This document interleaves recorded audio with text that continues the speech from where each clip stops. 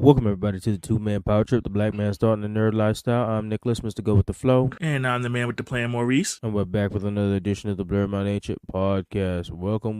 Holiday time indeed. Holiday countdown. Let's go, co-host. What's good, bro? What's good? Happy holidays. Yep. All right. So off that vibe, we go into some vibe, guys. Let's go. We was out about a week plus, so let's get into some information. How was the week going into last week, and then how was the holiday countdown so far going into this? So the weekend before was chill. Just hung out with some friends. Had Monday off, so that was good. So then it was work, standing scrap. You know how that goes. Yep. Then, like I said, definitely just chill some more on the weekend because I had the following Monday off too because I had to use these PTOs that I had locked up somewhere before the end of the year. So yeah, exactly. They had to go somewhere. Yep. And so I did that, and then, like I said, I came back to the mess as always, and just been grinding out the week. Yep. The end of the road is coming soon. Yes, you got about like a week. You got about like a week left, right? Yeah. So in other events, of course, I saw you a couple times while during that passage of time. Yep. And then that was generally it for me. On my end, so going all the way back to the weekend prior. So every year I try and pick out like where the heck to have the birthday photo stuff like that to do my thing, and I've had that particular one piece jacket from like I ordered it in July and stuff like that, and it came like right about the time we came back from DreamCon. So that was that jacket. So with all this stuff that was happening in different conventions, I put that jacket off a hold and stuff like that, and I got the hat at Anime NYC, so I just kind of mixed that together. And then Lily was throwing out suggestions stuff like that about where to go for the photo shoot. It was gonna be either between here or the museum, so we decided on the Astra because it looks nice and it had the lighting and stuff like that. So me, Lily, and Kenya all went out to see what the event was. Pretty much, there's a nice light show and stuff like that. It had rained, I think, like the day before, so like some of the ground was wet. It was like a weird stable-ish, like walking on grass and everything going back and forth. But overall, it was a nice time out. Kind of extra pricey hot chocolate, but they had drinks and a whole bunch of other stuff like that. So we went, we did the photo shoots. Shout outs to Lily all the time that she always takes the good photos, stuff like that, the angles. So we got that.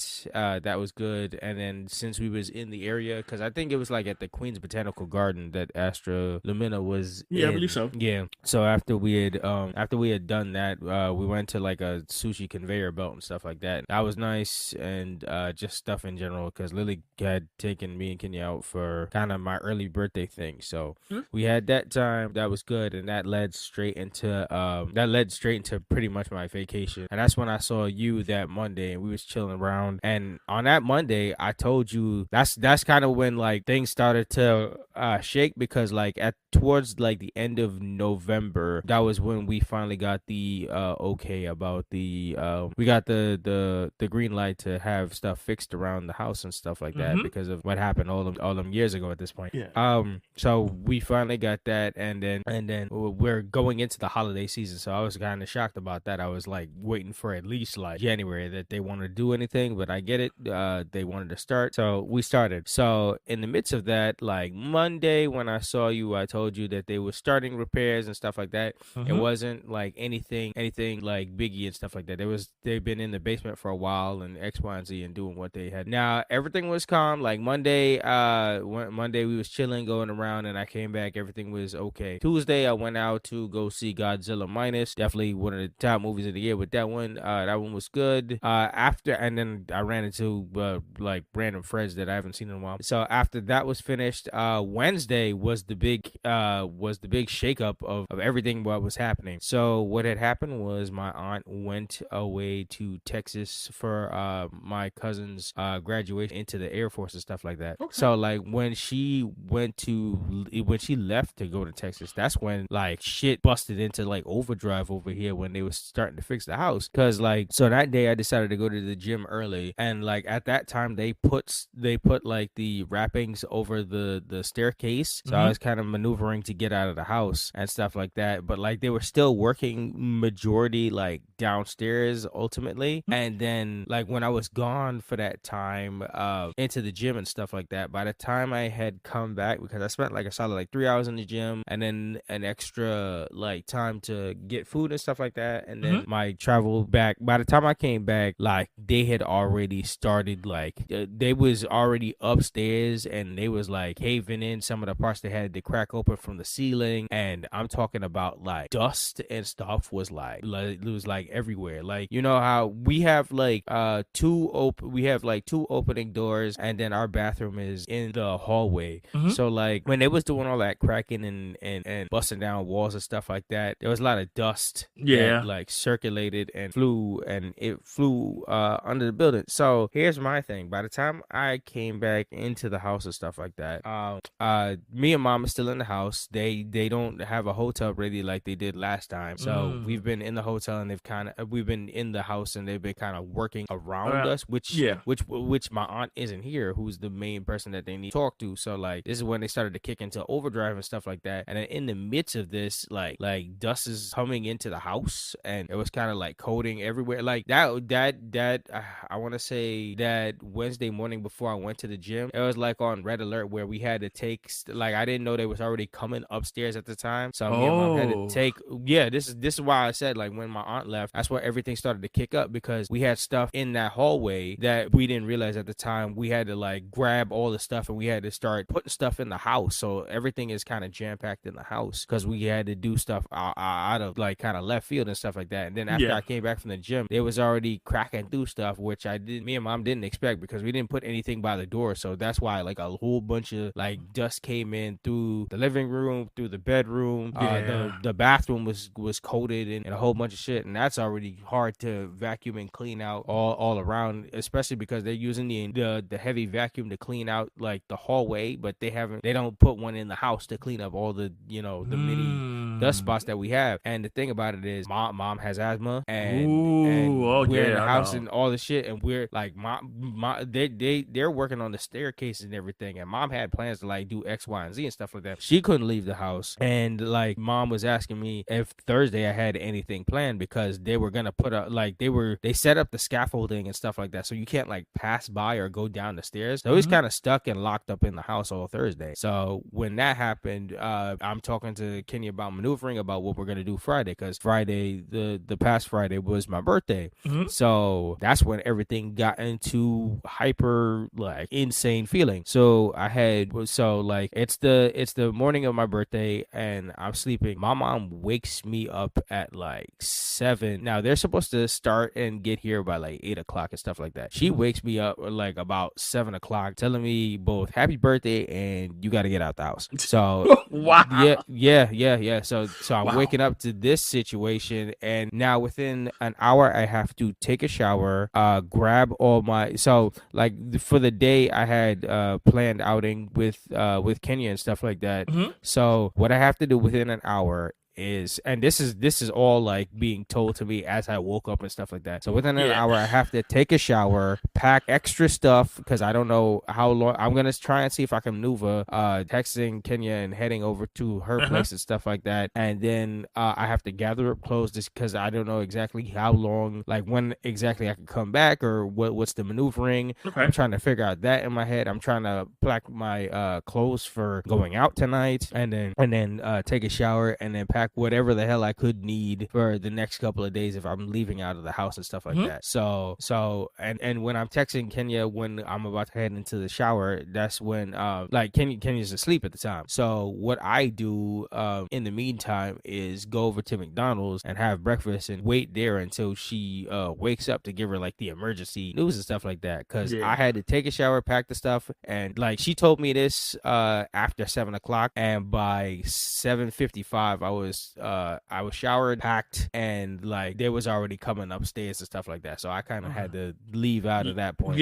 So I had everything packed and kind of like in a frantic manner, just throwing stuff in the bag and stuff like that. Then I walked my ass down to McDonald's, had breakfast, sat down there for a while, was listening to podcasts and playing my Switch, and then I waited until like Kenya luckily like picked up and stuff like that. So I took the Uber from like McDonald's over to her place, and then that kind kind of like threw stuff out of whack, but she still kind of had stuff planned over because originally she was supposed to come over Thursday night, but she couldn't because of whole bunch of stuff that she was working out. So that kind of worked in an ideal favor because if mom had woken us that morning, it would have been even worse out of whack trying to wake us both up and get us out the house and stuff like that. Yeah. But yeah, so I headed over to her place and stayed there for a while she was getting ready and getting everything together. So I was chilling there. We was getting our clothes ready for the event and stuff like that. And then when we was ready, we went out. That's when Kenya had that planned where we went to the immersive game box, which is near Essex and Delancey, and we went in there and we played the Squid Game sections of stuff. So that was fun. That was nice. I'd never been into that immersive game box. It reminded me of the one with that we all did with Kareem, but just like a smaller, like intimate version. It could be like one, I want to say, depending on the game, it was like it could be like 2 to 6 people and stuff like that. So that was fun. That's what After that, we I think we had set for to go off to dinner after that, but when we went in there, it was kind of packed and stuff like that. So we decided to go into 8-Bit Bites, which was Kenya's first time in 8-Bit Bites. After that, she loves it. Nice. The people in there was cool. I think all we got to play at the time was pretty much X-Men. But yeah, the food was slapping. I'm still thinking about them tater tots. So when we go, that was one of the reasons why I suggested in our group chat with Peter and stuff like that, because I was having them season they seasoned the hell out of their tater tots. That shit was fire. So but yeah, that was good. And then we went over to a dinner spot. It was like an Italian dinner spot, and boy, man, they was hollering in that shit. It was a Saturday night, and they was screaming their head off in that spot. But overall, we had a good time. We went there, and then we go after that. I think we like roamed around for a bit after that. But like overall, it was a really nice time. Like me and Kenya just doing like my birthday shenanigans and stuff like that, and it was all good. Thankful for Kenya to make the best out of the crazy pattern of that day. And then plus on top of that, they was coming back Saturday to work on stuff like that. So honestly, we didn't get back to the house like until we came back to the house Sunday morning. And by like Sunday morning, I mean like we got back to this house at like 3 a.m. Yeah, so we packed all our stuff and stuff like that to come back here at 3 a.m. because they wasn't working on Sunday and stuff like that. And we had we both had the day off for Monday and stuff like that. So throughout the week they still continue to work on the house, but they mainly been down in the basement section. I think tomorrow they're supposed to be back up here doing the scaffolding again or something like that. But like if you check on the roof and the ceiling, they had fixed the previous damage and the cracking stuff, and they've like repainted it all in white so far. So I guess they're gonna have to retouch up more paint for the colors that my aunt wants. So I guess that'll be up for doing that. But like my whole situation of just since we didn't have a hotel ready and stuff like that, and they've been working around us, I know like all hell between like dust and the painting fumes and all this shit. I know that shit can't be good for anything. Yeah, you gotta be careful with that. You gotta and the fact that it's winter, usually I would say open the windows, let proper airflow in, but it's winter. Bro, they've cut off we just got back heat yesterday. They've cut off the heat. They've had to cut off the light through our hallway to get up the stairs up. So we've put like little patches of lights here. We used the extension cord for a lamp and stuff like that. We're still using that. That's still going on right now because those lights cut, the heat was cut, the circulation and stuff like that. Like you said, it's winter time. Like it's been a trying situation. Hell, one of the days my aunt has to leave here for 9 o'clock for her job and stuff like that, and they've worked out like the couple days prior that the inspector was supposed to come between 7 to 8:30 so she can talk to the inspector before she leaves for work and stuff like that. On the day the guy's supposed to come, he's like, oh, change of plans, it changed from 1 to 4, and she's like, and she was yelling no and cussing him out and stuff like that because she's like, I waited all this time and you changed it on the day of 1 to 4. Like I got work. I have work. I do not work around. I'm not gonna be here. What do you mean? Yeah. Like she works all the way downtown. Like no. I'd be pissed too. Yeah. So they came back the following day at the time, and I'm like, yeah, that's how that's supposed to work. work. Like it's been a whole situation. And the crazy part about it is mom's been here for the most part. Like she's been like where I've been in and out the house where I can or traveling out. Mom's been in here absorbing all the dust for the most part. That's not good. Yeah, no. Yeah. This whole situation has had me pissed. When my aunt left on Wednesday and she came back the Friday of my birthday, she was pissed because they was already in her living room working. Like, like, bro, it's been a total shit show. It sounds like it for real. All of that stuff. So that's kind of what I've been talking about with the issues coming up and what prior with all that stuff. It's been a messy process. I still don't know if we're ending up leaving the house because they're working around us, and I don't know how. Like they just finished. I think they just finished clearing out all of the basement stuff because I think they sent out most of that stuff to the major garbage and stuff like that had to get rid of, broken pipes and all that other stuff. So that's out the way. So I don't know. I guess they might be coming up. My mom told me they was either supposed to be coming up today or tomorrow to work up on here. So I think tomorrow they should be working up on the top side of here. But like this is between not getting out of here for at least a hotel or something like that. Like it's so funny. We was in a hotel that year for like a solid. We was there for like March until like the end of March into like mid-May, and nothing was done. And the second we're starting shit and extreme shit over here, we didn't shift off. Like I thought that whole week of my birthday, that was the time that they was gonna tell us to like shift over, and I was ready for that. Yeah. But like them working around us, busting through ceilings and cracking shit and dust flying everywhere, it's just been like total mess and just been like weird to like just going in the bathroom and seeing the dust everywhere. It pisses me off. Yeah, and they couldn't have picked the worst possible time and season. That's what I'm saying. That's when mom said like this shit was happening the end of November. I was like, during the holiday season, like really around Christmas and New Year's, they couldn't wait till after. At that point, January. Yeah, at that point they might as well have. That's what I'm saying. I'm like, I was so confused, and then the shit that happened around the morning of my birthday, and then it was just a whole cornucopia of constant messes. Like every time it's so funny. Like every time I leave for work, ever since like Tuesday, I packed like an additional bag just in case if I have, because if they put up the scaffolding and start working, the latest they've ever left is like 7:00. So I might be out the house because I can't go upstairs. I might be out the house until about 7. So I've been packing my stuff like to go to the movies on Tuesday. I had my stuff packed just in case. But since they was working in the basement, I got to come back during lunchtime and put all my stuff like down and stuff like that. So I knew it was safe to roam through. But like this whole week, I've been packing a bag or packing a lunch or stuff like that to stay out just in case. I've had to call my mom around like 11 just in case to find out if the house was okay to come back in. Yeah, no, exactly. It's like you gotta see how things are day to day. Like, yeah, literally.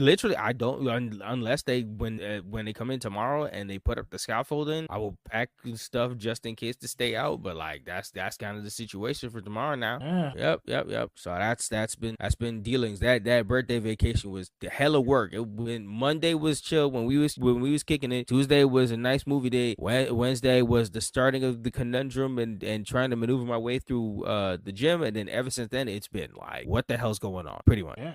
Yep. So yeah. Trying last week into the year that you remember specifically that I put in for this vacation January. So couldn't see that coming. Nope. Not at all. It's just like, oh boy, I was like, man, what else? Yeah. Pretty much. But yeah, that's my rant kind of on Vibe Guys and stuff like that. So on that note, we can go into the off the cuff discussions of this week. So with that, I want to talk about. So I've seen through Twitter, Instagram, and a whole bunch of stuff that Kev on Stage has found his way into the anime community. So I've seen him find his way into the anime community. I think it was because he watched Blue Eye Samurai on Netflix. So he was like interested in getting into some more anime, and he was asking for recommendations online. Okay. And if you continue to follow up on what he's been doing so far, they recommended him Attack on Titan as his first starter, like actual step into anime. So with that being happening, if you're following up, him and his wife has been watching Attack on Titan, and he's been giving like his reviews here and there on certain episodes. I think he got into like episode 5 and gave a review on that so far. So I've been seeing like influencers doing certain videos talking about Kevin on Stage is watching anime and stuff like that, giving recommendations and whatnot, and it got me to think, and I wanted to ask you, what's a starter anime that you would recommend to people just getting into anime, and why? Ooh, I knew you was cold this question. I was trying to think off the fly. Oh, man. Yep. And then with all that, I think it's also funny because I've seen so many videos that, like, I think I saw like a video from Frankie today that was trying to like kind of wean him off Attack on Titan and wean him on to some like lighter stuff and stuff. But then I see his wife in the comments and she was like, "Oh Lord, y'all are recommending too much and we might be off of this just in general." And Frankie's like, "No." And I'm like, I'm in the back reading the comments like, "Oh no, y'all are scaring the hoes. Y'all doing scaring the hoes anime." y'all unwittingly throwing him a bit too. That's what happens when you recommend. You recommend a bit too much, you scare niggas off. Yeah. So what would you say for your starter and why? Honestly, I probably would have pushed them towards one of the big three. Since they're just starting. They the big three for a reason. Yeah. Since they're first starting, I probably would have pushed them towards Naruto. Yeah. Just because it's something lighthearted, even though it does get deep, it doesn't overwhelm you. Like Attack on Titan, it's a lot to take in and process. Yeah, and you might not catch it all in the first go through. Because I did. Like people like that. People might like a serious drama, especially like with people's staunchity and agility when it comes to like cartoons, as they see as an animation medium. If you don't like come in guns a blazing with something like super dark or something like out of the box that doesn't seem kiddie, then they might just drop off anime thinking that this is some kid stuff. But you also don't want to go too hard in where they see some shit and they like, what the fuck? Especially if you send them some anime and they're not within the culture, so they don't understand that this is like a regular part of anime. Because a lot of like anime stuff you gotta filter through to realize, oh, maybe it's not okay that this is some pervy shit that's going on right now that somebody might want to, because that's a regular part of like old school anime where shit gets a lot weirder and a lot rawer. Or why is this old person around this young person doing that sort of thing? Or why they like hitting each other super hard or weird? Or why the dialogue in certain way? Or why they're melodramatic or something like that? Like that. Like it's definitely a difference of like weaning X, Y, and Z on. But yeah, I mean, I agree with the Naruto. Do you think do you think episode length is might be an issue and stuff like that? Because that's the thing about the big three. What if they're trying to like watch a show but they're not trying to like watch too many episodes? That's why my backup for that would have been Bleach in regards to just something that you can start and continue and not lose too much track of what's going on. And I mean, it's if you need like kind of an adultish theme, that first that would be the balance. As we looked up from before, if you're looking for something like low-key horrific, then yeah, gun for that. My recommendation still is, I mean, what got me into anime is Rurouni Kenshin. Rurouni Kenshin ain't too wild when it comes to like you just go in it, especially the mere fact that he got into the barrier through Blue Eye Samurai. I'm pretty sure giving him like some samurai shit where Rurouni Kenshin ain't like too wild on like the medium spectrum. Like you don't see like extra pervy shit, and you'll see just samurai battles in a different Meiji era and stuff like that. And you don't see like a lot of magical elements that'll take you out of shit. Yeah, I'd be down recommending Battle of Manslayer in the game, but I was like, it depends on if the people are into that genre. So I tried to pick something kind of neutral. My only barrier of issue is that if they get into it and then they start Googling what happened and then they find out about the creator, they're gonna be like, ah, shit, why'd you recommend this? And then you're exactly, like, that point too. I know it's so easy to just throw it at you, especially with the current one going on, which is like freaking Rurouni Kenshin Kai, which is cutting out all the middlemen, and that shit's working out so great, and it's for like today animation shit like that. But like the second they Google it, they gonna ask, why the hell you recommended me this? I didn't want to be involved in this now. And then you're like, well, shit. And just in case anybody asks why nobody said One Piece, that's not a starter. Oh no, it's a starter anime if you want to go on a journey. But I'm talking about if you want a barrier for lower episodes. Yeah, that's not it. One Piece is long form. That's not everybody's cup of tea. If you want something that like you ever ask yourself, I don't have anything to watch and I just want to run through stuff and enjoy my time, that's One Piece. Right, because that's a journey in itself. Yeah, that's the absolute journey if you wanna hop upon that. But that's different. When I'm thinking homie wants to get into anime, I'm pretty sure I'm thinking he wants to get more than just one. And once you go on that One Piece journey, you won't have to take pauses and shit like that. So like, nah, man. Yeah. But yeah, trying to weed through the weird and wild stuff so you don't kick somebody out, especially if they're watching it with their significant other. Yeah. You don't want to, like, anime hasn't been always kind to women, so I don't know what to tell you. And that's what I was thinking. I was like, oh man, Yeah, like, and how do I like, balance this out? Even when you have a badass character, most likely something freaky happening, and then that's gonna be the easiest way for somebody to be like, I don't feel comfortable, and then it's either they badass or they super young, and it makes it super awkward. Why are they sexualizing this person? And then when you get away from that, you get like the incestual stuff going on in around anime for no reason, like stuff be normal, and then it's like, I want my cousin, and you like, what the fuck's going on? Yeah, when I was thinking about it, I was trying to think about it. I was like, what anime is okay but keeps the anime tropes to a minimum? I was like, that doesn't have a bad history around. Yeah, exactly. Like, it's like, I mean, like a lot of people have recommended. I mean, Samurai Champloo. That's nothing too crazy. And once again, under the samurai genre, they've had weird bits, but it's not extremely weird to stuff. And then you'll get into new giblets about that and stuff like that. So I mean, that would be a recommendation for me as well. I think like ground level stuff could work. Yeah, that's how when you asked the question, I was like, shoot. Yeah. Hell, I couldn't recommend Kenichi to these people because I mean that weird old man that be taking pictures in high school. Like no, and then Mew, it's so weird. She a high schooler, but her titties is all the way to the sky. Like, no, bro, no. Like, Kenichi is mad normal for the kung fu shit, but if you're not here, if you're not like a regular anime stuff like that 2006 anime polish shit like that, that's not gonna fly, bro. That's not gonna fly. It's too freaky time. No, I guess we could have recommended Yu Yu Hakusho too. I think that keeps everything to a minimum in terms of if they like a little fantastical element and stuff like that. Yeah. Which by the way, that'll go into one of my nerd news, because I don't know if you know today, but the live action dropped and a lot of people have been I've seen a lot of people recommending it so far. Before we started this podcast, I was watching a little bit of the first episode and it's got good feel so far. I have to see because I think it's 6 episodes. I think they're hour long a pop, and I think it goes. I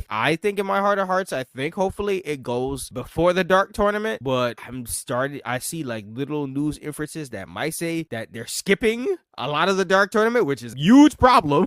Oh man, that's what I'm saying. I'm like, don't do that. Like, if you can split that bitch up into 2 seasons or something like that, and give a whole like, you can't skip the best part of Yu Yu Hakusho. Like, I know we want to get to the Toguro fight, but Jesus Christ, like, just stay at the first one and just don't go into the second one. But I see like Team Toguro in the trailer, and I was like, that was my first red flag. I was like, y'all cannot be covering Yusuke's whole first journey and then him getting with Genkai and then whole fucking going into like Team Toguro in like 6 episodes. Like, hell, One Piece had longer time than that. True. What y'all doing? What y'all doing? But like, so far, I heard the boxing is good. Like the CGI is doing well and the fights look crazy. So I mean, that's as long as somebody boxing and shit like that, that's Yu Yu Hakusho for you. That's true. Yeah, but if you want to get into the fantastical elements and some good-hearted characters and some weird situations and moments and stuff like that, yeah, I could recommend. If you're open for that weird and I mean, keep in mind, if we talk about like recommending Kev on stage and the kind of content he be like a pastor and shit like that, up in the air and what he wants to do, because I mean, he watched Attack on Titan and I would scare the holy man, but hey,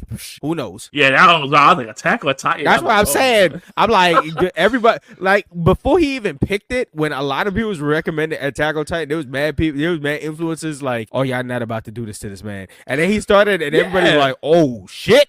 I was like, yeah, why y'all gonna do that to that man? Like, hey, man. Hey, shit. I mean, shit. I mean, I don't know if anybody wanted to recommend him Jujutsu Kaisen right now, because season 2 crazy. Yeah, you had to slog through have you gone through the slog, bro? Because I'm telling you, by the time you get through the slog, it might be just when season 2 finished, and boy, you will be in the greatness. I'm talking about the amount of boxing. Shit, I forgot an episode dropped today, and I was watching it like an hour ago. More boxing, just so much. So what a season! The amount of AMV, the lucky bastards that are in the generation now that could get so many AMVs out of the amount of fights that happened in Jujutsu Kaisen season season 2, oh my god, they're in the treasure trove. Them shits is like, yo, the constant shit is great. It's great. So right now I finished season 1 and I'm working thank my God. way. I'm working my way through this movie. Oh, okay. so I can actually start season 2. The movie pretty good. So that's not much of a slodge. But after that, getting into season 2, oh, you're gonna have a fantastic time. There's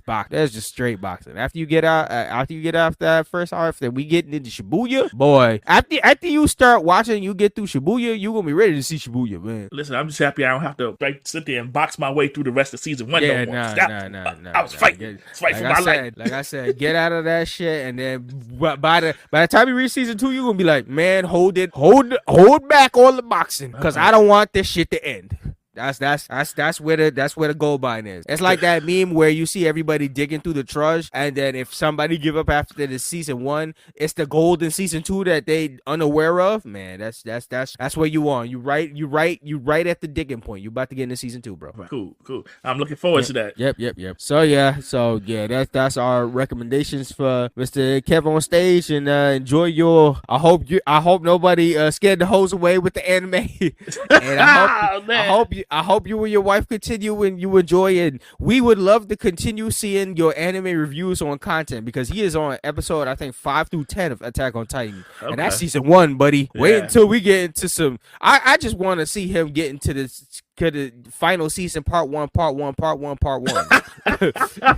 I want to see him to get all the way into this detail and find out how crazy his mind is about to get blown to some weird shit. He's like, this is what I had to go through? And then I can't wait until he turns this into, you know how pastors always flip stuff into their message of the morning? I want to hear his Attack on Titan prayer. He going to give a prayer for Sasage-yo. He gonna be like, guys, I have no words. Bro, he's evil. I don't know who I don't know. I want to know what team he gonna be on before he sees what's going on. Right? He's like, I'm praying for the Titans. I'm like, what? Yo, it's gonna be an interesting take. I want to see it too. Man, listen. Oh my God, that's gonna be something. But we gonna be suited. We gonna be suited and booted and seeing that all. Mm-hmm. So that was good. Off to nerd and reboot news. So a couple stuff on the docket. So quickly, we saw The Boy and the Heron on Tuesday. What was your thoughts? F them bird. Yo, them pitchings. Oh man, that shit was funny. That shit brought us to life and stuff like that. And it's a Miyazaki film. If you've seen it, it's definitely artwork is banging and stuff like that. I wouldn't put this on the highly memorable over, like, in my opinion, he's definitely had, like, if you've seen his work and stuff like that, there's a lot more other ones that'll probably be more ideal, memorable to me overall. But yeah, getting into the trudge of it and stuff like that, I feel like I really want to rewatch it again in the English dub at a better time, because that English dub cast, I was so interested. I wanted to hear Batista. I wanted to hear Robert Pattinson. I have like the whole English dub cast. So the only thing we had at the time was the sub, which I don't have a problem with, but I still want to hear that dub cast and stuff like that. So I want to come back at a better time when I get to see it again to give it like a full one over on the reviews and stuff like that. But we could definitely say them pitches was something else. One thing for sure. Kenny can't watch that movie because that is exactly what she is.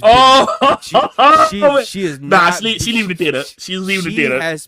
This is exactly how she sees, like, that alternate world. How you see the cooking and shit like that. That is exactly Kenya's biggest fear. Miyazaki has created that shit in full life. Yeah, don't ever show her that. Nah. She gets scared of the regular shits. Listen, them niggas is cooking people. Nah. Listen, the heron was freaking me out. The pelicans, the parakeets. The second the nose and the teeth started coming out, I was like, nah. Oh, no. Somebody described this movie as Miyazaki had a weed dream, and this nigga woke up and started writing this movie, because that is exactly what this was, a weed dream. This shit was LSD. When them frogs crawled up on old boy face, oh my God. Nah, that shit was a big trip. That shit was a big ass trip. But yeah, so that was our cut point on that on Tuesday. That was nice. So next on the docket, Anime NYC tickets. Their next set of tickets is dropping in January. So if you missed out on the rollout from the early drop in December. I think that was like the pre-order or something like that. They had that shit drop like 3 weeks after Anime NYC, so they was trying to rob everybody of their money real early. And they realized, oh no, we fucked up on that. After there was huge complaints, they decided, hey, we're gonna release the rest of the tickets in January. So everybody on the next docket has a chance to pick up on their Saturdays or weekends or whatever is available, so they don't hopefully resell it to other places or something like that. And that's for the tickets to the August edition, where it's hot and everybody bring your gas mask. Yeah, this is. Yep. But on that same level, around that same time period, the winter drop of the DreamCon tickets come out sometime tomorrow. So that's the next piling of that. I think they said, what was it? It was a fall, winter, spring, and summer drop. So this is the second drop of the year. They're trying to get all the coins they can, because by July that's the next time in DreamCon, and then right after DreamCon is Anime NYC, and then all the cons are just submerging itself. I think Anime NYC probably like stomped all over DragonCon this coming year, because I think that's usually DragonCon's time. Yeah, and that's their time every single year. So them niggas who's not gonna be in Atlanta because they're going to New York, I mean, hope that don't stop in DragonCon's way. It's interesting to see how it affects DreamCon. Yep.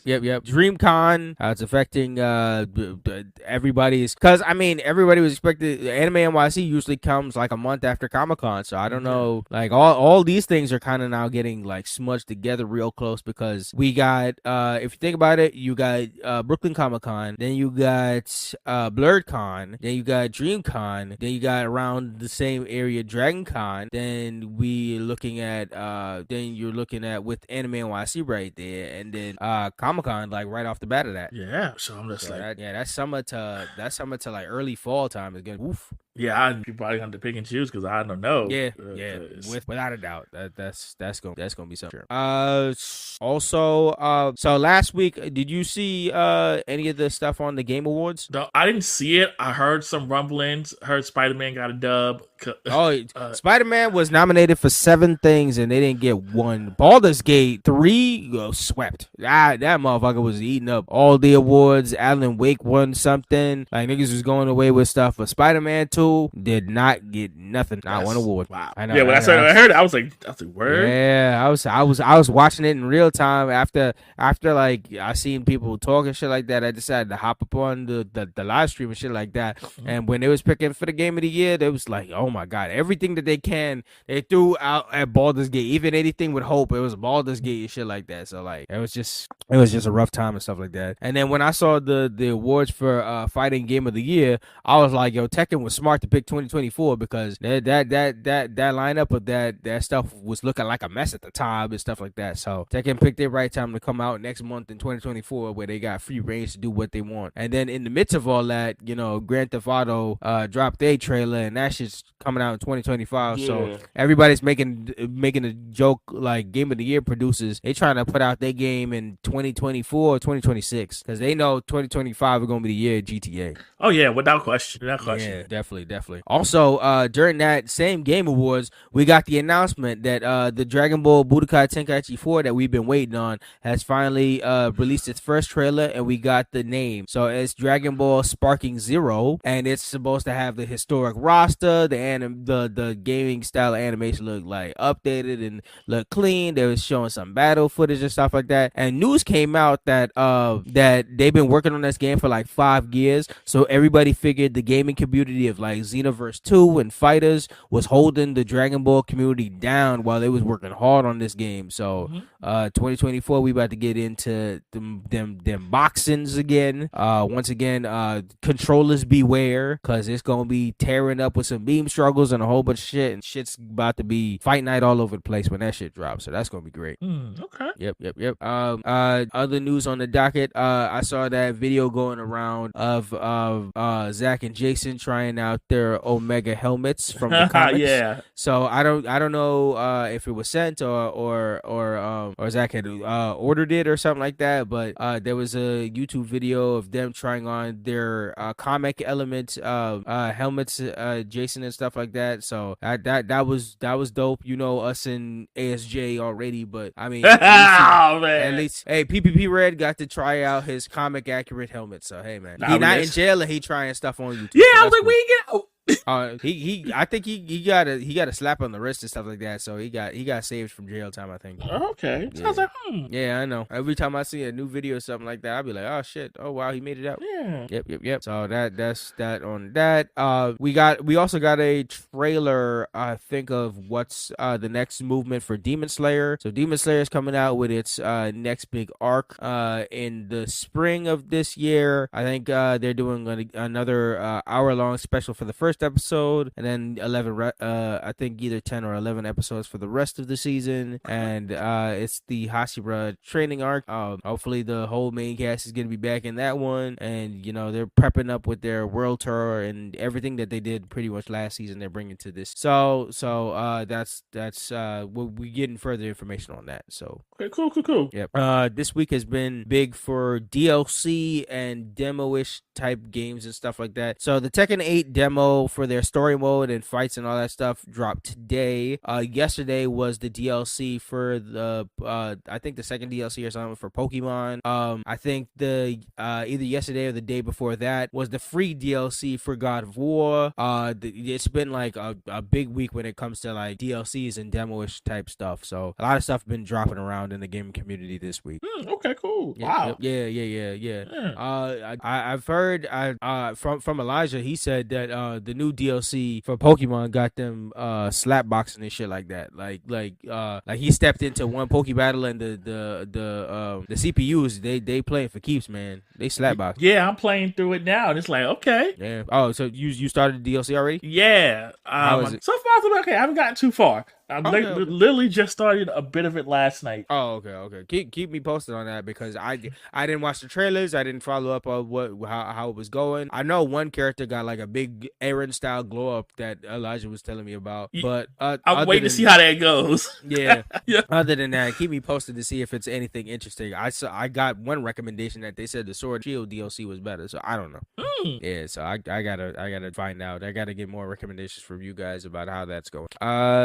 Next on the docket, they announced so along with the X-Men 97 animated series for Disney, they changed the name of Spider-Man Freshman Year. That one, that the animated Spider-Man property that's supposed to, I think, follow Tom Holland's time earlier on before he met Tony Stark and stuff like that. I think they changed the name to Friendly Neighborhood Spider-Man. So okay. I think we're supposed to be getting that sometime in 2024, which the casting still looks really nice for that. And also they announced this week that we're supposed to be getting an Eyes of Wakanda animated series as well.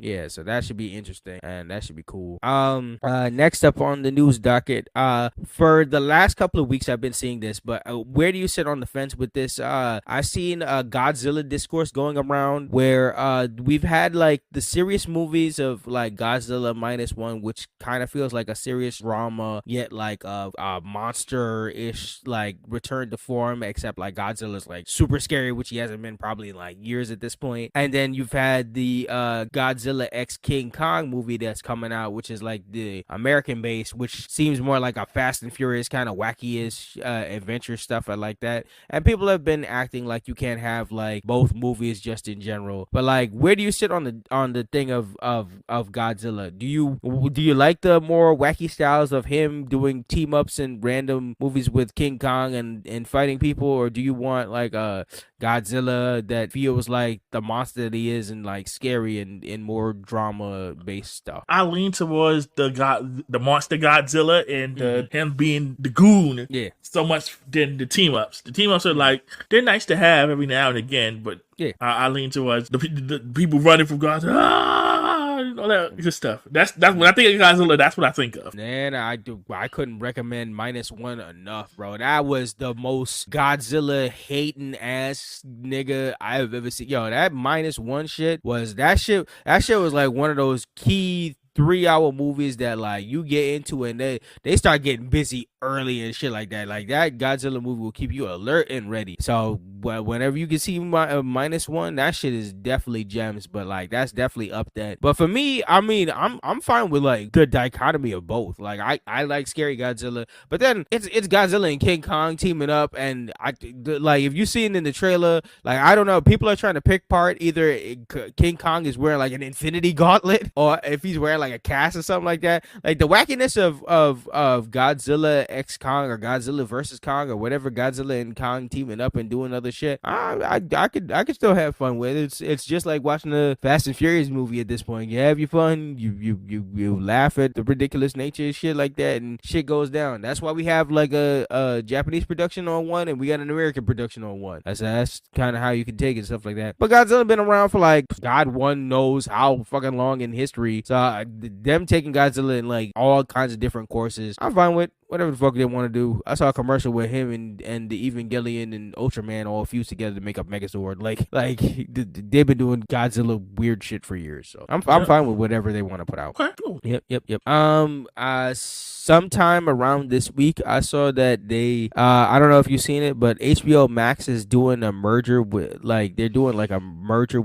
not like really a merger, but like not really like a full-on merger, but like they're doing something with Tubi. So they're releasing certain movies on Tubi. Oh, okay. Yeah, I saw like I think they're doing like some exclusive movies will be released through HBO Max on Tubi. Got you. Okay, cool. Yeah, so that seems so it's a free content out there. Okay. I guess so, and what they're, because I heard trying to pull people in. I don't know if you heard, but I heard that HBO, the whole WB is on verge of bankruptcy. Wow. Yeah, after all the shit that they've been front loading and deleting. I'm not surprised, but like that. Yeah. We've been covering WB down bad for like a solid I want to say 1 to 2 years now, and down bad for that long. I mean, something got to give eventually. Yeah, I mean WB and Disney's had a bad year, but like WB's had it worse. And talk about a bad, like both of them are on 100 years. This is their 100th year. Now, boy, WB couldn't be anywhere down the toilet, and Disney's not looking at a good 100 year this year either. So I don't know, man. Nah, you're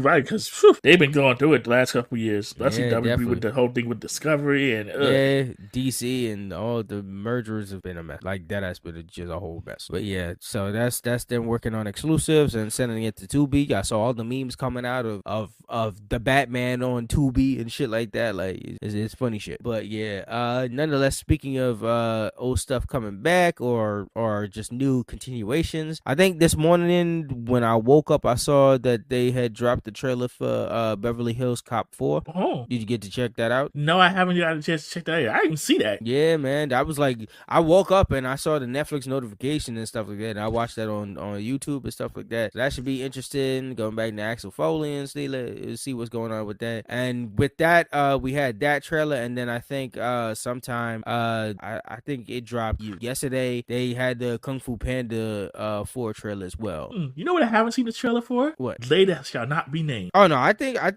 that's because CW is changing their whole shit around. I don't think they need. I mean, they picking up wrestling in reality. I'm pretty sure that they're not shopping around for anything. I think that shit's long since buried. That shit's gone. It's in the ground where I told it to stay. Yeah. I'm happy. That shit's not resurrected. Now, what I need more information on is the one with the reboot with the original creators that they working with the return of the actual Powerpuff Girls and shit like that. So like I need more information what they that. Yeah. Give me animated sprites, but yeah, leave that live action over there.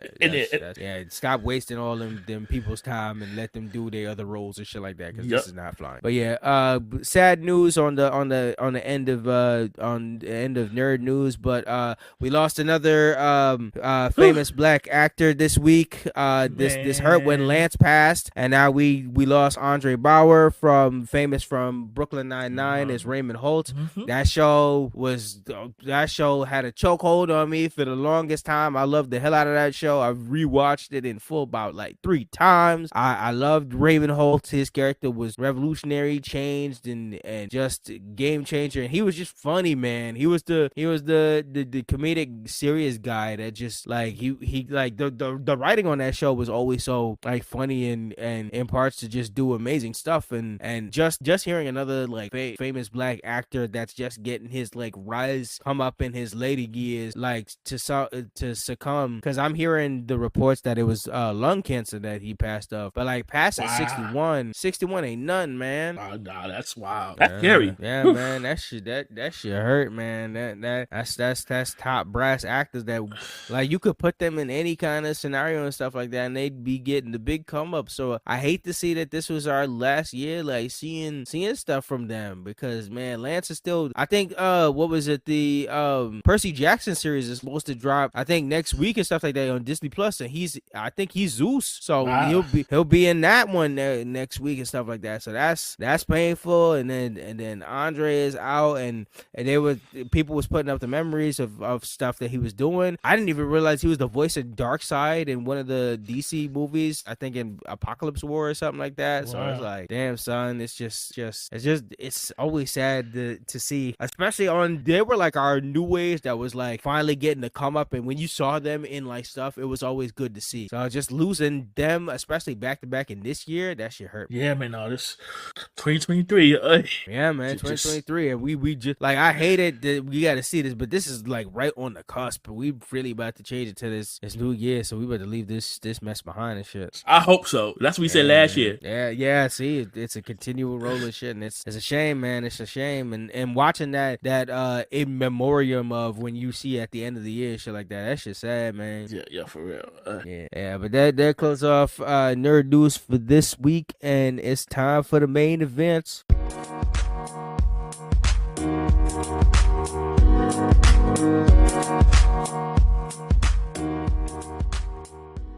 We going into the main event segment of the week. We are back on Comfy Couch. We're doing this week. We are doing Batman the Animated Series. That classic one that they got out there. And we're doing episode 1 and 2. So let's get. So okay. Yeah, we're doing that. We're doing 2 episodes because how are we gonna go into this? Okay, well, I guess we're gonna end up seeing who got what. So going into quick history. So American Animated Superhero TV series on HBO Max, DC Comics superhero show produced by Warner Brothers Animation, aired on Fox Kids, did about 3 seasons, 109 episodes. R.I.P. to Kevin Conroy, famous voice of Batman through various, not just this series alone, but going into multiple different series all around. Passed just recently from us and stuff like that. Gave us some iconic voices. You kind of recognize Batman's voice as him when it comes to animated properties and all that stuff, and he will forevermore. Also known as the Adventures of Batman and Robin under other contexts. Genre is action, adventure, crime, pulp, noir, superhero, created by the famous Bruce Timm, who would go on to drop various animated properties, and when his name value was allowed to it, people saw Bruce Timm and knew that he was cooking. So this series also brought us Mark Hamill's famous Joker verse voice. So when you heard of after Mark Hamill had finished his stuff up with his adventures in Star Wars and Luke Skywalker, he decided to hop up on this Joker stuff and change the game with his iconic voice. He would have never believed he was ever a superhero to begin with. So he was playing on the villain element, and Mark and Kevin was the duo. Those were the duos in the booth. And when Kevin passed, Mark said he would never voice another Joker again. And I mean, I understand and keep up with that same energy, man. When you find your dancing partner, you kind of do what you got to do. So so this is also a series that's very important because this was related as a start towards the DCAU. So the DC animated universe led off to stuff like Superman, Batman Beyond, Static Shock, Justice League, etc. So this is kind of the tipping point of all kinds of raising of the DC animated stuff.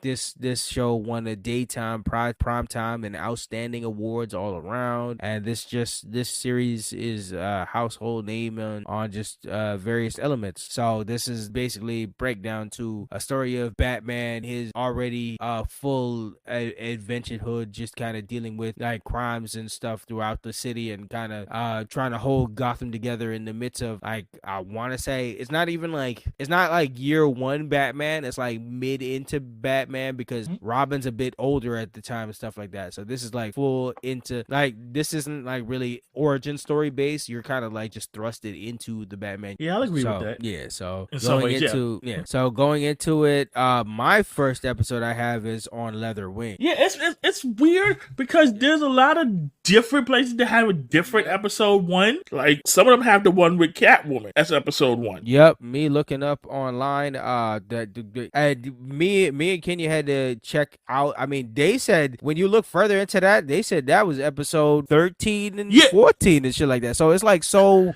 confusing at a start level of, and I know various places have different start levels. Yeah, this actually brings up one of the things with we talking about the whole streaming and digital thing. Like, this is a common example when you go back to older stuff like this. Honestly, for me, even as I'm watching this, I'm like, this can't be episode 1. It makes no sense from like an opening perspective. It's like you get thrusted in, but not in the typical way you like get thrusted in and they just give you some details later. It's just like, here it is, and I'm like, this is weird. Because even when we did Spider-Man, it wasn't like that. So I'm like, this is weird. This feels like a further in episode than the beginning episode. Yeah, I mean that one, and the starter that I got on Leather Wings, I mean, it's not an origin thing. You're just like, you're definitely, a lot of places say on Leather Wings is where you start, but like you're kind of thrusted into that as well. You're kind of already on the jumping point. Yeah, it's like there's no explanation. It was like, we see Batman. It's like, yeah, if you know Batman, then you're in the universe. There's not like an origin story or nothing like that. It's like they already in their head. It's like, you know of Batman, so you're just gonna be thrusted into the Batman. You know Batman, you know Robin. We don't need to tell you the rest. Yeah, it's just, like I said, this one is for me. Yeah, it's definitely just seemed weird as an opening because it's like this. Yeah.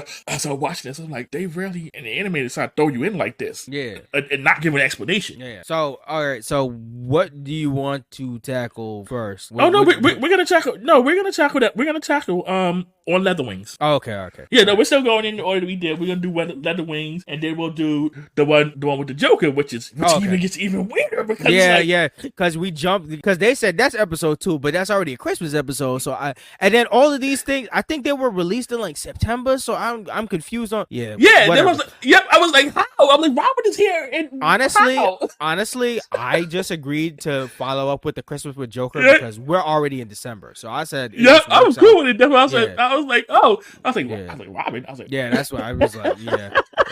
That's so, Robin's already grown, and we don't get no backstory. Either way, we'll get into it. Episode 1. All right. So the episode starts with the iconic Batman anime series. Goons, silence, orchestra music, noir chase like a painting, stand in the thunder and darkness. Yeah, all that shit hot. Batman coming out at night, whooping ass like he's supposed to. Like, yeah, son, come get this work. Get this work for Batman. And every time I see it, I love it. Oh yeah, big time. There's not a time that this don't hit. So this is definitely. And every time I look at it, the '90s animation, it just works. Oh yeah. It's like one of those things where once again you're reminded how important 2D is, and that's the one thing I can say about when we went to go see the Boy in the Heron. A lot of people was talking about it, but it's like the movies like that show you that like 2D isn't passe in this generation. Like a lot of animation goes into like 3D basis and a lot of stuff, but it's just like there's something about 2D and watching it in this generation that it's like, damn, you definitely know why this is like this one had a chokehold on a society for like so long. And with all the animation stuff changing up, you kind of miss this stuff. You kind of miss this 2D animation shit like yeah, and it's just so funny because when you watch this, the X-Men one, the Spider-Man one, they're often like the same time frame. They all have some similarities in styles, but each one feels like it's there. So like when you're watching the X-Men animated series, it feels like X-Men. When you same thing with Spider-Man, and it's the same thing here with Batman. Yeah, it's like this wouldn't work on any like if you tried to swap them, animate stuff, it would not work. Nah, especially with Batman, the blotches and the 2D and the way how it works like a painting, it works for a noir kind of feel, which is Batman's detective work, especially at nighttime and shit. Yeah, for real. So, whew. And people come to the one thing I definitely appreciate about this show in general is that now, like the animation, I always love the expressiveness in people's faces and stuff like that. Like when they do this 2D style, they are definitely one to show you that these people are alive and moving, because like when people bust jokes or people have a reaction and shit like that, that shit will make you laugh as fuck. For real. So we're going into episode. You know, we see a police helicopter, and they're looking around. You know, just surveying the city, and then one of the cops say, "Yo, bro, I saw something." So they're that shit gave me what was it, Twilight Zone vibes with the dude that was watching some creature on the plane wings. Mm-hmm. Yeah, he kept telling he was like, "Yo, my man, that fuck was a big ass bat, man. I swear there was something on the radar." Yeah. So Son ain't believe him. So Son's like, "All right, I'm gonna go up higher." So he going up. He looking around. He's like, "Bro, I don't see nothing up here." His co-pilot's like, "Telling you, man, I saw something. I don't know, it looked like a bat. I saw it." And next thing you know, we see the silhouette of this creature with wings. Yep. Right? And we see him flying across the city. We was like, okay, all right. So then next thing you know, we see the security guard. You know, he chilling. My son is recording his radio audition. Right? My son was going off. He was like, "Yo, this policing work ain't it, bro. I'm about to go on the radio." Yeah, right? He's like, he giving his impromptu radio personality. He trying to be on a podcast. Yeah, he trying to record, right? So he's like, dude, you know, he's like, okay, you know, it sound good, all right, you know. And then you know he hears something, and the expression on his face, he's like, oh shit. Mm-hmm. So then he go look. He's like, "Who have been here?" He's like, "Who?" Yeah. So he looking around. He's like, so you know, after a while, because it's like all dark around his nighttime, you know. And then we see the silhouette of the creature. Mm-hmm. Son turned around. He was like, "Oh shoot!" His quarter gets knocked out of his hand. Son is like freaking out. Throws a chair at the thing, which busts through the window. Yeah, homie threw poor ass security guard man right out the window. Yeah, he threw him out the window. I'm like, "Yo, bro, damn son, this bat creature thing is on some demon time, throwing niggas out the window already." Damn. Right. So the next thing you know, right, we see a newspaper talking about the Gotham police are at war with the Batman. Yep. And this is, I guess, our introduction to first time with Commissioner Gordon. Yeah. And the round table. Yeah, for real. And so Commissioner Gordon is like, "Nah, this don't sound like Batman." Which, I mean, this is, like I said, one of the things definitely with this show is if this is the first episode, the true first episode, then just throw you into the world. You got to know who Batman is and who his people's is, because already off the bat you get something with like Gordon's like, "Nah, that's something Batman wouldn't do." And if you don't know who's Batman's friend, you like, "Oh, why are the police working with him?" Because one side is not fucking with him and the other side is. So, all right, so Commissioner Gordon is like, "Nah, this ain't him." Now, doggone the op, Detective Bullock, he's like, "Nah, it's him." And so now they're talking to Mayor Hill and pleading their cases. And Mayor Hill was like, because he was saying that Bullock was saying that, "Hey, I talked to Commissioner Gordon about putting a task force." Commissioner Gordon was like, "Nah, bro, I'm not doing that." And so Mayor Hill was like, "Nah, go ahead, Bullock." And at this point, you know, Commissioner Gordon is already pissed off at Bullock for talking to these reporters and getting this bullshit headline out here. Oh yeah, Bull gonna get his agenda out, right? And then of course you know the ADA is Harvey Dent. Yeah, which the second he started flipping the coins, when he's already started flipping the coins, I was like, you already know, right? I'm like, oh boy. So like I said, Mayor Hill gave the okay. Commissioner Gordon's annoyed. Bullock is like, yeah, Bull on his shit. Yeah. And the next thing you know, we see Batcave, and we see Alfred with the lines, man. And then we see Batman reading the article, and he's telling them Alfred, yo, it be your own people, because Alfred was like, "Oh, sir, that wasn't you that did that." Nah, bro, it's not just your own people. It's always Alfred. Alfred is definitely on. He's like, "I raised you, so I'm gonna give you the clap back every time I get." Yeah, he's like, "Oh man," he's like, "No," yo, they trying to set me up. Yo, yeah, they said Alfred was like, "Yo, that wasn't you. You ain't do that." He was like, "I was framed." Oh, really? He's like, "Nah." Batman was like, "Nah, there was 2 other robberies. That wasn't me." Yo, he's like, all right. So what you gonna do about it? Yeah. So Bruce said, "I'm gonna have to go investigate." And Alfred coming out here with, "Oh, all right. So I just canceled the date with Bambi." I said, "Bambi."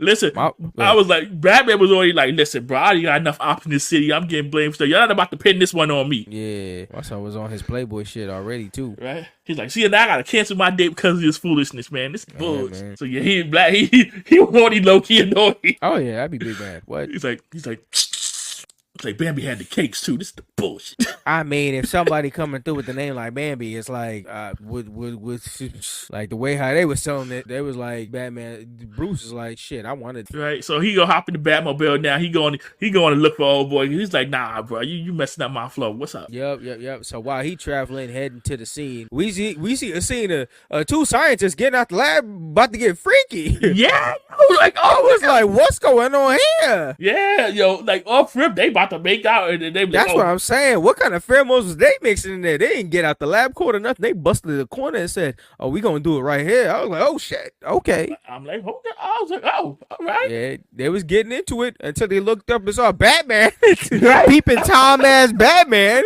What's going on over here? Is this injustice? Right.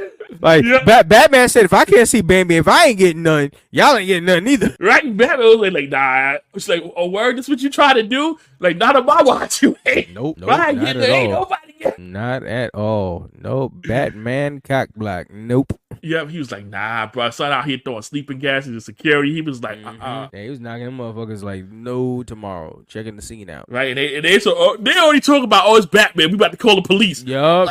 They sending the extra people in on him. Yep, and then Bullock get the call. He said, nah, everybody and they mama. Yup, because Bull be on that shit. Yeah, I'm like, that ass, wow. Yeah. So right, no, we get so now he's just like, what's going on? I gotta do some investigate this thing. So at this point, Batman is looking around. He's doing his investigation. He pulls out his tools while Bullock and all of his people is on the way. So he checking the room. He see footprints. He's getting evidence. Typical detective Batman stuff at this point. Ain't nothing crazy. Yeah, while the police force get mounted up on him and they try to work that all out. And then in the midst of that, Gordon get the MO on what the fuck is going on. And Gordon like, nah, pull back on this attack. What y'all doing? Yeah. He like, Batman can't be the cause of this because there's a commotion going on the other side of town, and he can't be in two places at once. So he obviously ain't do shit. Yeah, Bullock was big bag. He's like, oh shit. He's Gordon, like, go ahead. You go ahead. Gordon was standing 10 toes down because he was like, nah, my man's right. He's like, if Batman is here, then who's breaking in all the way over there on the other side of the city? Facts.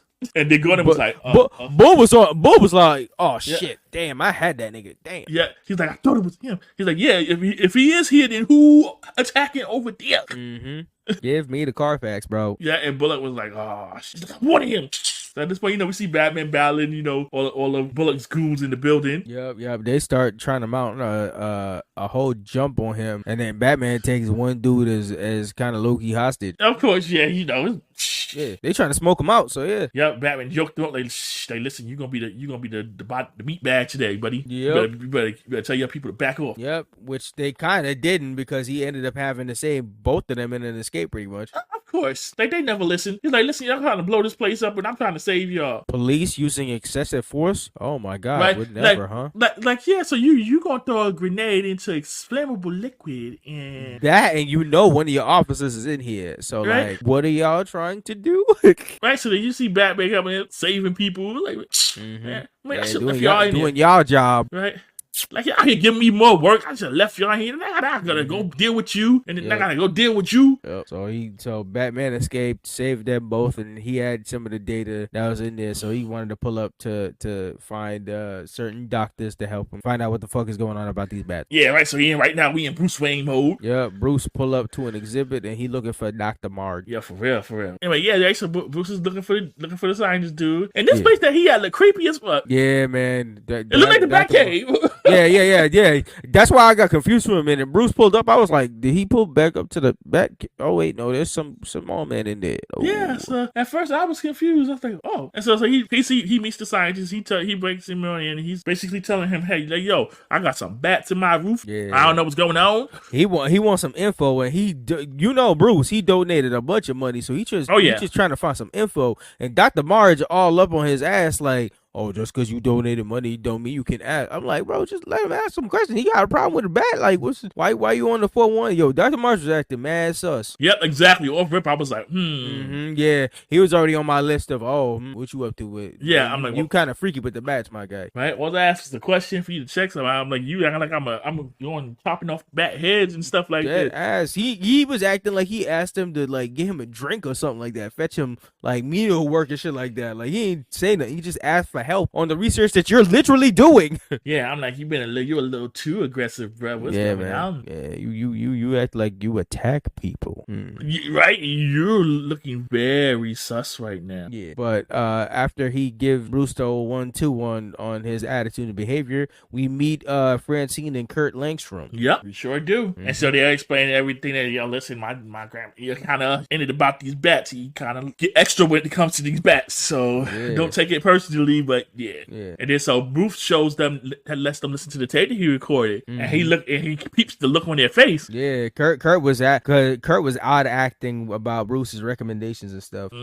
So Bruce already suspects something's up. Yep. Him and the old man, he just don't know which one is doing what. So at this point, he get back to the back computer. He's doing his analysis. He's like, nah, what they saying ain't adding up, bro. Yep. And then he plays the recording for Alfred, and Alfred. Oh yeah. He's like, nah, bro. And so he picks up the phone. He's like, there's a call here for Bruce Wayne. Yo, Batman picked that up and said, "What's up, Doc?" I was like, this nigga.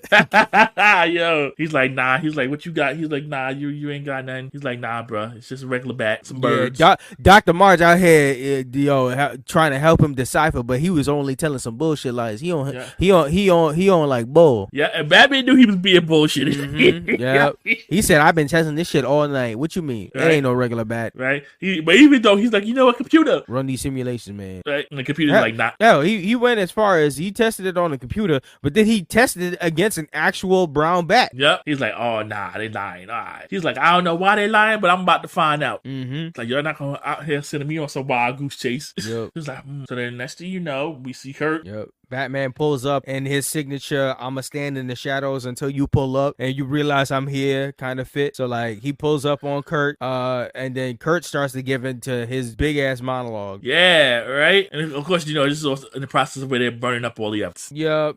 So he explained what they've been testing, Yep. Rah, and he's like, yeah, it was me all along. And then it was me, Batman. Yeah, he injected himself and pretty much he just transformed into Man-Bat. Right. So our first episode already is Batman versus Man-Bat. All the bats you can get, baby. We in Batman series. We in right. Here. Yeah, Batman's like, listen, you dragging my name through the mud. Yep. You reversing my name out here in the garbage, man. Come on. Like, I'm the Batman. You are the Man-Bat. Yeah. All accompanied with evil laugh. Right. And then right off rip, he attacks Batman. Of course he does. But his wife shows up and she's scared that her husband took off. She knows all the information and everything that's been going down. So right before Kurt could disappear out flying out the window and shit like that, Batman pulled that batarang and that bat grappling hook and hooked himself, and he started flying off with him. Oh yeah, he's like, nah, bro, where you going? Where you going? You're not about to get over here. Yeah. So he pulled out that window and they start flying around the city. And look who we back at. We back at that police copter monitoring. And he was like, right. I swear, man, this time I see something. Yeah, but now he put that work on Batman. He cut him up a little bit. He threw a table at him. What, that's son? Yo. But like you said, once Francine came in, he flew about. Kurt got about there, and Batman was like, "Oh no, you don't." Yeah, man. He was. I said Batman was skywriting this out with Man-Bat because he was taking him all over the place. Yeah, but like you said, then they flew past that police helicopter. I knew that during this helicopter. I was like, "See, I told you, I saw it." I know, yo. He was riding high on that shit. He was like, "I warned you a couple of days ago. Now look at us." Yep. And so now at this point, we see Bullock talking to the dudes in the helicopter, and then here comes Commissioner Gordon's like, yo, what you doing? He's like, nah, I'm gonna get this Batman. Yeah, he said, you ain't going without me, bro. Right? So get your fat ass up there. Right? Get in, punk. Yeah, shit. Like, let's go. So they started flying out while Batman is dodging and dipping and doing all he can, riding off of Man-Bat, off the tongue. Like, he is dead skywriting like he in fucking Sonic the Hedgehog or some shit. I wonder if this is how people feel when swinging with Spider-Man. Probably. Probably. He just gonna get used to shit real quick. Right? And so, the bat is trying to get him off. He's swinging in everything. Yep. He said, you here for the ride, you're gonna be here for the ride. So they go all the way around until they reach back into that police copter, and they kind of run into each other pretty much. Yeah, right. Like I liked how Batman was yoking him up and they was fighting in the sky. Yeah, I'm telling you, and they was going at it because right off rip, Batman bleeding. Yeah, from when he cut him up earlier, he's like, yo. He's like, you're supposed to be our baby. And you yeah. Messed up my whole night, bro. Come on, right? son. And drag my name and literally drag me through the skies. Come on. You right? Like, nah. So you gonna have to, I'm gonna get my lick back. Hold on. Oh, yeah. So, they both hit some beams, get knocked down. Yep. Then on top of a building, like you said, we see the police helicopter. Yeah. We see Batman. He all bruised up. He grabs Man-Bat and disappears into the shadows. Yep. And then he takes him back to the Batcave. And Alfred already come up. He said, "Yo, 2 for dinner." Right? And he's like, "Bro, I'm trying to figure this out. I'm trying to figure out why the Man-Bat's Man-Bat." Yeah, Batman wants to reverse the effect. Right? So we do a quick cut to Batman bringing back Kurt back to his wife Francine, and he says he's good and all healed up. So he found the cure, everything all good, and that case was solved. Yeah, he's like, I took all the bad stuff that he put in him, took it out. He should be good. Tell him don't do it again, because otherwise I'm taking him to the jail. I ain't playing with you. Yeah, that, and I'm whipping his ass again, ruining my night. Good night. Tell that old man I ain't playing with him either. Yeah, Dr. Marsh can get these hands because he told him might be disrespectful.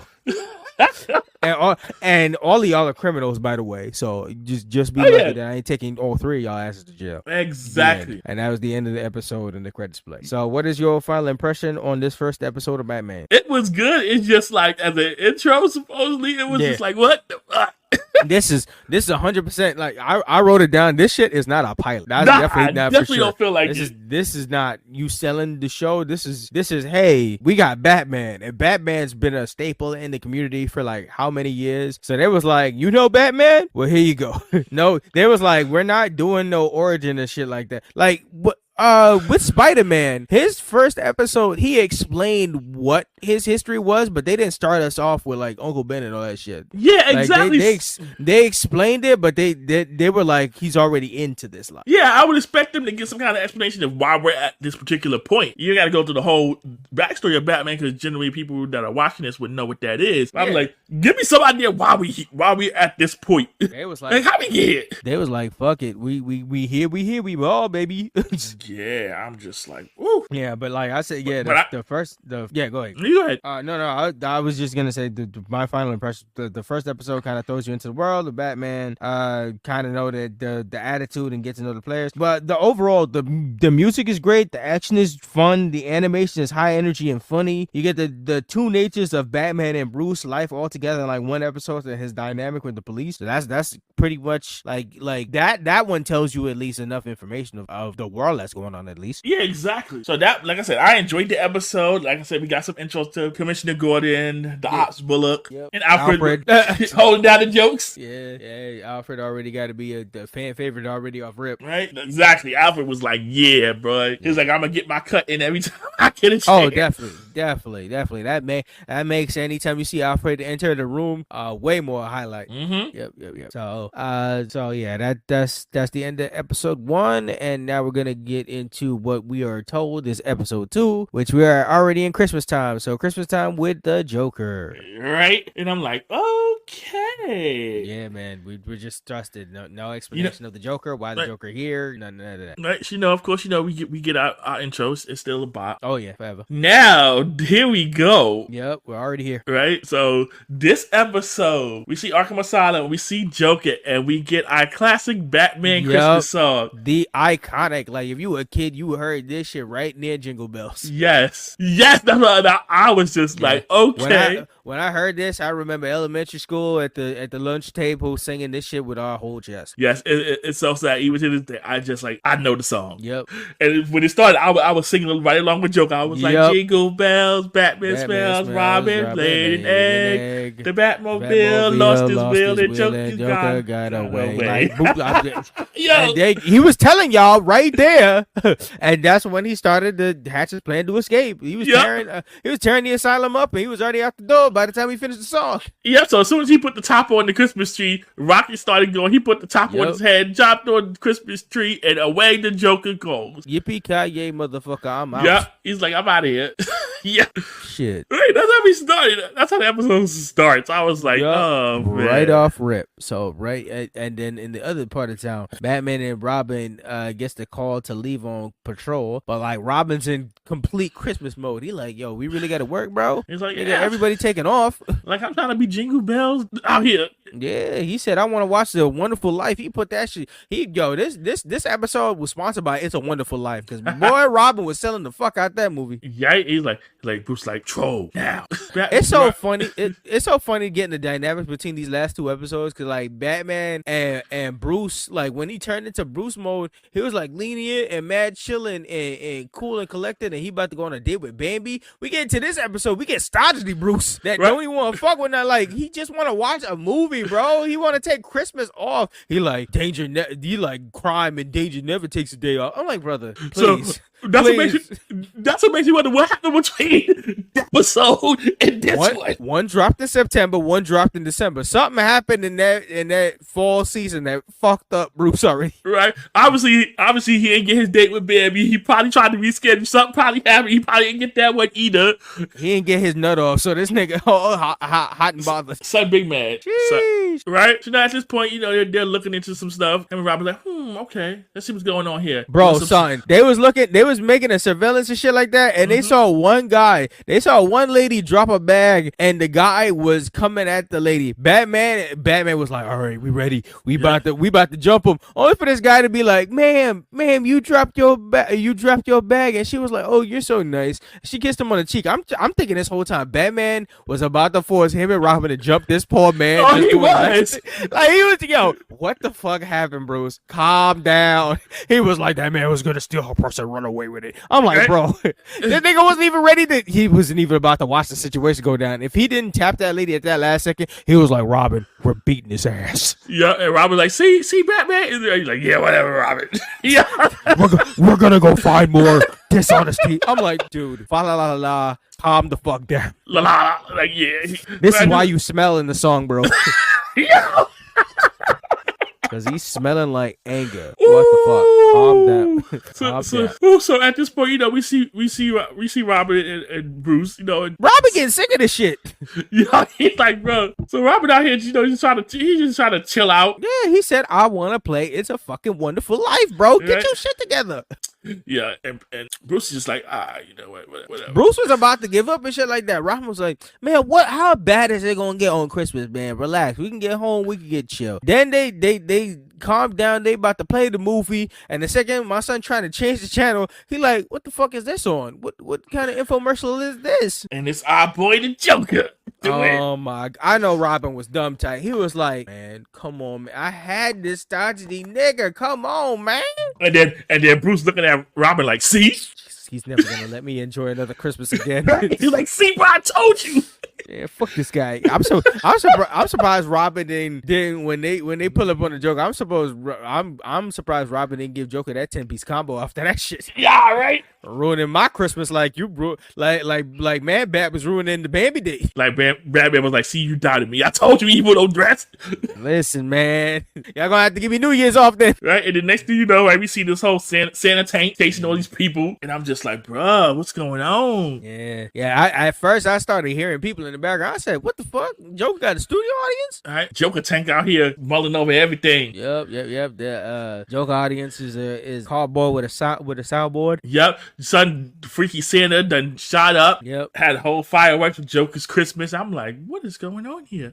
This is extreme Yule log. Oh yeah, and then we see more Joker. We see more Joker infomercial. Something that came out on a sleigh. Yep. And he shows that he got a couple of special guests with him. Mm-hmm. And he shows that he snatched up Gordon. That was his daughter, right? Or that was his wife? I believe that was his daughter. That was okay. So it's Gordon, his daughter, and old boy Bull. Yeah, he got caught in some bull now. Right, imagine Batman and Robin just watching this on the screen, and Robin is just like, and Batman's like, I just wanted to watch a fucking movie, man. Batman's like, all right, we gotta find him. Of course. Not Bullock, he can stay there, but the rest of them we gotta see. Yep, already off rip. He sends another message to the Bat family, and it's just a surprise because they blow up a bridge with his goons. Yeah, I'm just like, oh boy.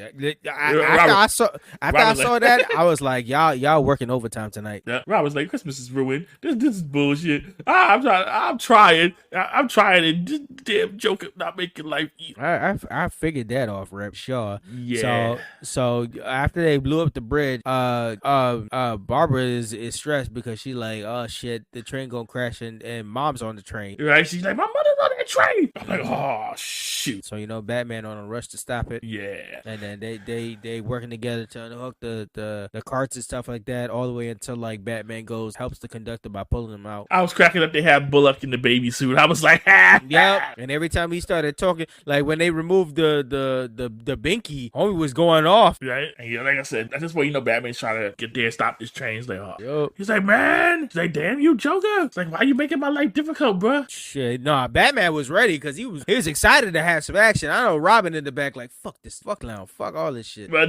Batman actually has some built up anger already because he already annoyed. Yeah. He been annoyed since the last episode. I don't know. Maybe he needed a Christmas biddy. That's what he. For real, bro. But yeah, after Batman done helped everybody off that train and stuff like that, Joker sees it. He's like, y'all are some spoiled sports. Like, see, Rob, you should have bought him a Christmas biddy. Then maybe he'd feel better, you know? Like, come on.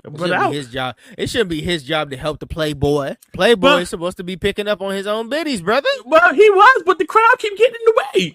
Yeah, the crime wasn't in the way when he had the date set up with Bambi before the crime started picking up. So I don't know, man. Should have picked up on. Should have left the crime for one night and find the biddy. Right? It's not like he could go, say, hey, I'm the Batman. Come on, Bambi, you come with me to go fight crime. Hey, man, if sometimes you got to balance. Sometimes you be like, fuck it, leave this shit for the police. I take care of that shit tomorrow. Now a Bullock out here trying to get you left, right, and center. Then don't wear the suit. Exactly. So you can take the day off if he trying to get you, because I'll be back to Bruce. Shit, don't worry about me, brother. Batman needs a secretary. Schedule crime time. Oh, that's later on this season. That's one old Miss Batgirl. Right. That's down the line, brother. But yeah, so they check out the locale and find the signal and heads to the location where they think Joker is. Yeah, right. Yeah, we gotta get this man because he gonna be out here causing terror and ruining Christmas. Right. He gonna do. He gonna start blowing up my buildings and I gotta pay to fix them. Right. He costing me money now. Landlord, tenants, and all the bullshit. Right. He's like, I forgot. Bruce like, oh shit, I own most of the city. Oh man, he probably destroyed my property, man. Nah, it's the cost me money. I gotta stop it. Fucking with all the Wayne sponsored shit. Yeah. He's like, nah, bro, we can't have that. Like, the city already raping me in taxes. Please. Right? So at this point they get to where Joker supposedly is, and Joker ready for them. He's like, I knew that was coming. He got a gift for bats, and it's a message with a Jack in the Box. Yep, classic. I'm like, okay. Yep, and then that's when shit get wacky because he got the wherever they was the cannon started going off. That laser blast aimed straight at them. Yep, they trying to cook Batman. They trying to cook it. At this point, I said Joker got Acme levels of weapons and money. Oh, definitely. Like, where's he getting this? How he set this up? Like, what the fuck is going on? Like, my son got weapons and money out the ass for somebody who just came out of Arkham. Yeah, I always wondered this. Who is funding you, bro? That's what I'm saying. My son was just in Arkham Asylum. How the fuck he get out and had all this shit ready? Right? I've always wondered that. Like, yo, bro, how you always going against the bat? You always got all this fancy stuff. Like, where you getting all this stuff from, bro? Literally, like, when he escaped out of Arkham with the fucking rocket tree and shit like that, okay, maybe I could go with maybe he hooked some or rigged something up. Like, maybe Joker was super smart in the asylum and he fixed that to get out and shit like that. But how did he have all these other shit ready the same day? Right? Where you get time to set up all these Joker figurines with the machine gun hands? That's what I'm saying. Everything. And I'm talking about, this is like grade A level, like telescope from the science museum level, like laser beams that you blasting at Batman and shit like that. And he got money to pay goons. He got money to fix this shit. And he was like Asylum don't take your money or something. Like what's going on? Like, man, he had to be plotting this since supposedly episode 1, because this will take a lot of time. And then you remember Joker's famous joke talking about, I may be crazy, but I don't fuck with the IRS. So what money are you dealing with, brother? So you telling me Joker pays taxes? Listen, I'm so confused at how Joker's money work, man. This Acme levels of ridiculousness. Yo, I think he must got a plug in Wayne Enterprises and he funneling money up out of there or something. Probably. Bruce ain't noticed yet. I don't know. Either that or his connect is Wile E. Coyote. Yeah. Oh man. Oh, you know what? Maybe Superman slotted himself. Yeah, maybe he's fun. We joking about all this. Maybe he getting fun from Star City or Metropolis or something like this. Or maybe him and Lex is really friends. Yeah, you know what? You got a point. Shit, man. You got a point. You know, Batman got some enemies. Hey, we don't know the full scope of the enemies of Bruce Wayne, so I don't know. I mean, Lex is a rich motherfucker, and you know, some rich motherfuckers don't like other rich motherfuckers. So exactly. That's what I'm saying. I'm like, What you mean? We fucking with Wayne Industries, baby? All right, how much? Cut the check. Like trying to get a corporate takeover or something up in here. Hostile takeover up in this piece. There you go. Smack my Lex name all over Gotham, baby. Right? Like, yeah, Joker, here, you know, you take out some buildings from Bruce, you know, you just please, you know the property value in Gotham is down dirt poor. Right. Because they know they having shit like, hey, come to Gotham where you'll deal with the Riddler, Mr. Freeze, the Joker, Man-Bat. Like I'm pretty sure the rent is probably like it's definitely under 3 digits. Yeah, listen, imagine they try to pitch you Gotham City. No. Like, yeah, come here. What you said? Where? No. Like, they can't pitch me Metropolis. They can't pitch me Star City. They can't pitch me Gotham. I don't know where the fuck you're supposed to live in the DC universe because ain't nowhere safe. Yo, for real. I'm just like, boy, listen, nah. What kind of insurance you guys? He's like, yeah, we got flood insurance, explosion insurance, we got earthquake insurance here, but there's no earthquakes in this area. It's so crazy because the DC universe, you can't live in world or off world because if you go into space, you're still dealing with motherfuckers. Yeah, we just gotta live underground with the mole people. That's the only safe place. Please, I'm pretty sure the underground mole people dealing with some niggas too. Don't Batman have an underground digger enemy too? Probably does. I'm surprised. He got some like fucking mole rat ass enemy and shit like that. Probably look it up, but yeah, he probably got something. So you can't. There ain't no escape, baby. Yeah, dang. If you born in the DC world, just expect to die through some cataclysm. Ain't your fault, brother. Right. So you know they follow around Joker, of course, you know, and more Joker shenanigans ensue. He got so many robots and things. And like, bro, the Joker blaster takes out a bunch of stuff going haywire, and they take out the blaster and just runs around. Man, the messages throughout the night pop up. It's crazy. That's what you saying from before. They got a present for Barbara, and it ended up being a Betty Blooper doll. Yep. And it warns of its destroying Gotham. But Bruce is on his shit as Batman. He's like that toy was discontinued, so he started looking up the info and shit like that, and they found their way into that factory. Yeah, and in that factory we see a nutcracker and all kinds of stuff. I'm like, oh boy. Yep. Joker pops up about to drop the folk into that boiling liquid. Yeah, for real. And he got a little gift for Batman. Right, he's like, yeah, Batman, you can play with this. Yeah, he said, I want you to open it. Right, and Batman looking around, he's like, oh, come on. Yeah, and then we find out the big punchline of all this. Batman opened it, and it's a cream pie to the face. Of course it is. Like a clown. Joker just messing with this man to mess with this man at points. But that's crazy because all the shit that he done that whole night, I mean, that was all aimed to kill. All for this nigga to open up he was forced to open up a box. All for this shit to just be a cream pie to the face. He's like, that was just the slap in the face, the disrespect. Oh, pretty much. It's just, hey man, I'm just fucking. Right, it was just to piss him off. It's just like, yeah. So after Batman wipe off his face, he goes to save the folk and chase after Joker. While he dodges, like he tries to run up the stairs. There's like a skate there, and Joker just slips and almost falls into the liquid, and like Batman catches him. Yeah, every time I can't get off the picture of Batman's face when that pie hit him. He's just like, he said this. I know he was already heated. You know that pie hit him in the face. That shit was like, you know when you pissed and you try to walk past a door with a certain kind of handle. And it pulls on your shit, and that just gets you more pissed. You want to throw hands at the door. Yeah, yo, someone wanted to give Joker the hand so bad, but then he cut the rope. And he had to say it. He caught him straight before he went into that liquid, and Joker looked up and he looked at Batman. He was like, I got you now, nigga. Yeah. He's like, Robert, watch them. Hold on. Yeah, Joker was like, fuck. And Batman is on his ass. Oh yeah, you already know he on that bump. Like you said earlier, Joker slipped and almost fell in the vat. Yep. And then Batman saved him. Yep. I wonder why he saved him. Oh, just to beat him up for the rest of his life. That's why.